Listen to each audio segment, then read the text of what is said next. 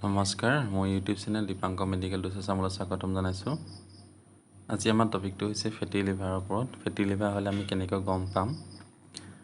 পেটৰ আশে পাশে যদি আমাৰ এক্সট্ৰা ফেটছ বা গৰ্দনৰ ওচৰত ৰং বদলি হয়, তেতিয়া ফেটি লিভাৰ বা ডায়েবেটিছ দুয়োটাই হ'ব পাৰে।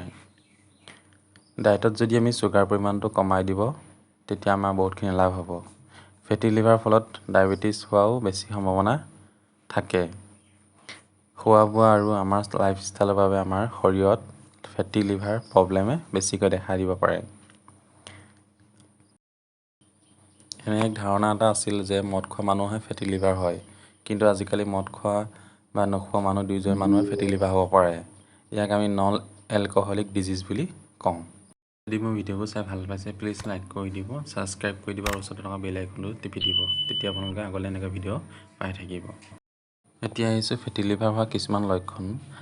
মুখ্যতঃ দুটা লক্ষণ আমাৰ ফেটি লিভাৰৰ চিমটমছো দেখা পোৱা যায়। শৰীৰত যদি চুগাৰৰ দ্বাৰা ৰাসায়নিক পৰিৱৰ্তন হয়, তাৰ ফলতো আমি গম পোৱা যায়। আৰু পেটৰ আশে পাশে এক্সট্ৰা যদি আমাৰ ফেটছ হয়, তেতিয়া আমি ফেটি লিভাৰ হয় বুলি গম পোৱা যায়। আৰু যদি গৰ্দনৰ পিছফালে আমাৰ স্কিনৰ কালাৰটো চেঞ্জ হৈ যায়, অলপ ডাঠ নিচিনা হৈ যায়।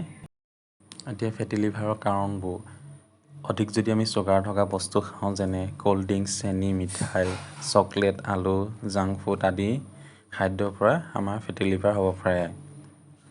আৰু ৱেইট লছটো কৰিব লাগে, যদি আমি খোৱা খাদ্যত আমি শাক পাচলি অলপ যোগ কৰিব লাগে, তেতিয়া আমাৰ ফেটি লিভাৰ হোৱাৰ পৰা আমি হাত সাৰিব পাৰিম।